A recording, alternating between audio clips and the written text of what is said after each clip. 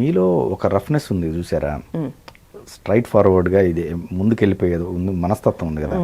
అప్పుడప్పుడు ఈ పక్క నుండి కావాలని ఇండైరెక్ట్ సెన్స్లో మాట్లాడటం, లేకపోతే డైరెక్ట్ సెన్స్లో కొన్ని మాట్లాడే మాటలకి అక్కడే స్పందిస్తారు, లేకపోతే మీ అంతటా మీరు ఎట్లా కంట్రోల్ చేసుకుంటారా కోపాన్ని?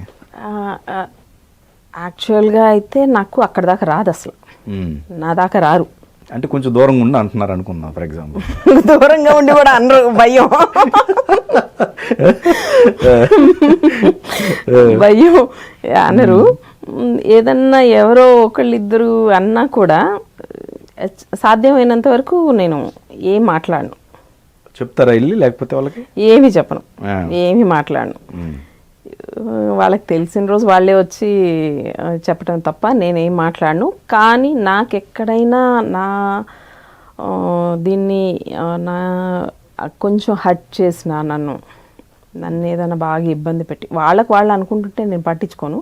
కానీ అది ఏదైనా చిన్నది సురుక్కని నాకు చిన్న పినీస్తో గుచ్చినట్టు ఉంటే మటుకు వాళ్ళు దెబ్బనంతో గుచ్చేస్తాను నేను వెంటనే. ఓకే ఓకే, ఆ స్పాట్లోనే ఓకే. అక్కడ ఎంతమంది అన్నా ఉండనండి, నేను పట్టించుకోను. నువ్వు చూసావా ఎట్లా మాట్లాడుతున్నావు అలాగా, ఎవరు నీకు చెప్పింది అనేది వాళ్ళని కూడా పిలిపించేస్తా వెంటనే. వాళ్ళని కూడా ఎక్కడ లేకపోతే వాళ్ళని కూడా పిలిపించి, ఏదో చెప్పావంట, నేను చెప్పానా నీతోటి, నేను అన్నానా నీతోటి, ఇలా జరిగిందా, ఏం జరిగింది అని నుంచోబెట్టి క్లారిఫికేషన్ ఇచ్చి పంపించేస్తా. సో ఎవరు రా నా జోలికి అసలు. వెంటనే. ఎక్కువ శాతం అంటే శత్రువులు ఎక్కువ ఉన్నారా, మిత్రులు ఎక్కువ ఉన్నారా? శత్రువులు ఉన్నారు, మిత్రులు ఉన్నారు. అంటే మామూలు కామన్ కదా అది. నాకైతే ఎవరితో శత్రుత్వం అయితే లేదు. అంటే వాళ్ళు ఫీల్ అవ్వచ్చు, వాళ్ళు ఫీల్ అయితే నేనేం చేయలేను.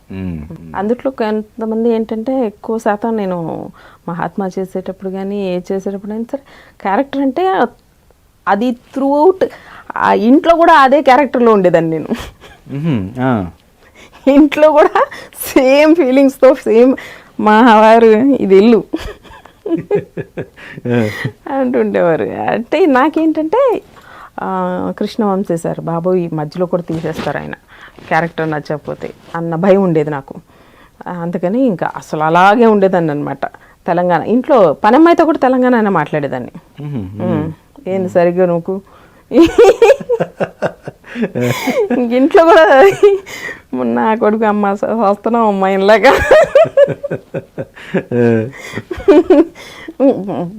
ప్యూర్ తెలంగాణ మాట్లాడితే అది వేరు. అది వచ్చిరంది, అది సగం ఇది సగం మాట్లాడుతుంటే నా కొడుకు. ఎందుకు క్యారెక్టర్లు అంత లేనవ్వాల్సిన అవసరం ఉంది? వన్స్ క్యారెక్టర్ అయిపోయిన తర్వాత రిలాక్స్ అయిపోవచ్చు. తెలియదు నాకు అక్కడ ఏం జరుగుతుంది అనేది, నిజంగా ఈ రోజు వరకు కూడా నాకు తెలియదు. నేను కొన్ని క్యారెక్టర్ల వరకేనా? Almost all. క్షుద్ర మూవీ జరుగుతుంటే డైరెక్టర్ గారు వచ్చి, వాణి లంచ్ అయిపోయిన తర్వాత నువ్వు అక్కడ మెట్లు ఉన్నాయమ్మా, ఆ మెట్ల మీద నుంచి కింద పడిపోతావు అని అన్నారు. అక్కడే నాకు టెన్షన్ స్టార్ట్ అయిపోయింది.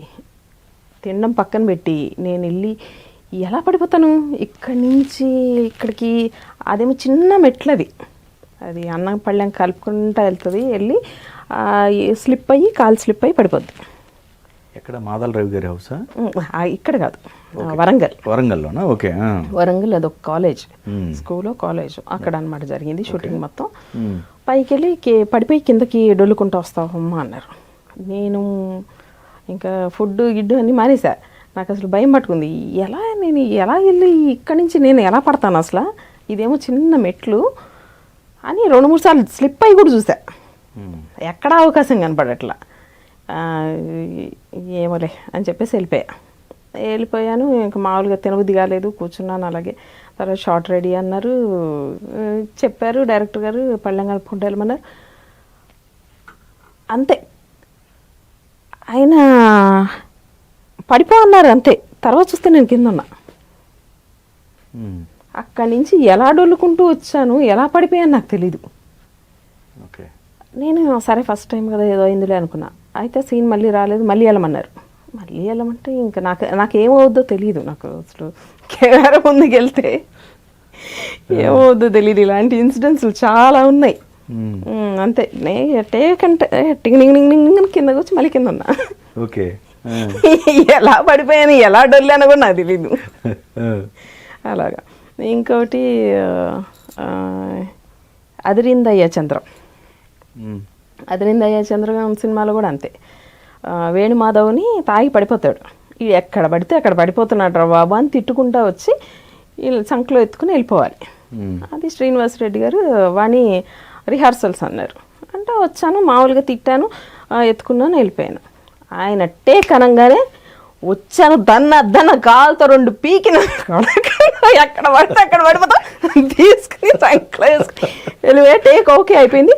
శ్రీనివాస్ డైరెక్టర్ గారు పరిగెత్తుకుంటూ వచ్చి, ఏంటమ్మా అక్కడ తనలేదు కదా నువ్వు, అసలు లేదు కదా ఇది, నువ్వు ఎలా తంతావు, వేణుమాధవ్ వెళ్ళిపోతే ఏంటి పరిస్థితి నాకు అని ఆయన గొడవ చేస్తుంటే వేణుమాధవ్ వచ్చి చాలా బాగా చేసావు, చాలా బాగా వచ్చిందని ఆయన వచ్చన్నారు. దేవుడా రక్షించావు. ఎందుకంటే మీకు ప్రీవియస్ కూడా పరిచయం కాబట్టి వేణుమాధవ్, అంతేనా? అంతకు ముందు నుంచి మీ కెరీర్ బిగినింగ్ నుంచి నాకు సీన్ లోకి వెళ్ళి నాకు ఏం చేస్తాననేది నాకు తెలీదు. మీకైతే ఏదైనా కత్తులు తుపాకులు ఇస్తే చచ్చిపోవటం ఎదురు. అయ్యో, ఇది ఎక్స్పీరియన్స్ కూడా ఉంది. నేను చెప్పినట్టున్నాను ఆల్రెడీ.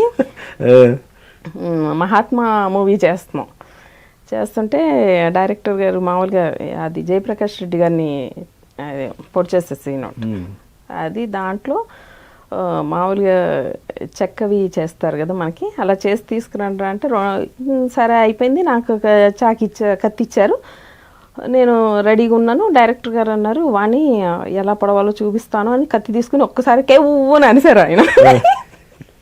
ఏమైందంటే అందరు పరిగెత్తుకుని ఇది నిజం కత్తి అన్నారు. అంటే అవును సార్ నిజం కత్తే, ఆ కత్తులన్నీ ఎరిగిపోయినాయి సార్. ఎవరి అమ్మాయి నిజంగా పొడిచేస్తుంది అని ఇంకా డైరెక్టర్ గారు నాకు మైక్లో అది నిజం కత్తి, నిజం కత్తి, జాగ్రత్త జాగ్రత్త అని చెప్తానే ఉన్నారు.